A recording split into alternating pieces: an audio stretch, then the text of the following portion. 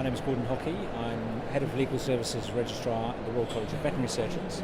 I'm here today speaking about complaints and what to do if you get one.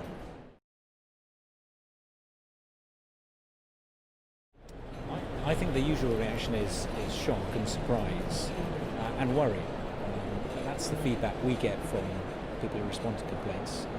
They're worried about being struck off, and the data suggests quite the opposite, that most complaints are resolved and are closed, and there's no further action and nothing to worry about.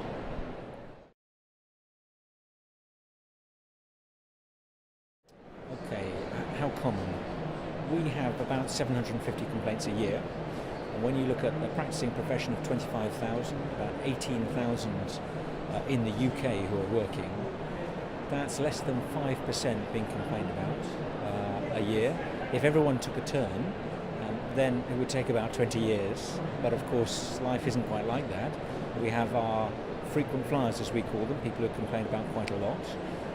We find that the older you get, the more likely you'll receive a complaint, and also if you're male, you're more likely to receive a complaint against you than a female. So those are factors to take into account. But I think you can reckon on receiving at least one complaint to the RCVS in your professional life. Now, how to deal with them? The first thing is to stay calm, don't panic. Most complaints are closed. So if you look at the 80-20 rule, 80% of our complaints are closed before we get to the PI committee, the investigation committee. And it's the investigation committee that refers them to the disciplinary committee for a formal hearing. And the investigation committee closes about 18%. So only 2% go through for a formal hearing, the thing that people worry about. So the chances of that happening, I think, are quite slim. The other aspect to remember is that probably dishonesty is the most common charge. That's my guesstimate. I haven't looked at the figures to come up with a precise number for you, but the key with dishonesty is you can't be dishonest by accident.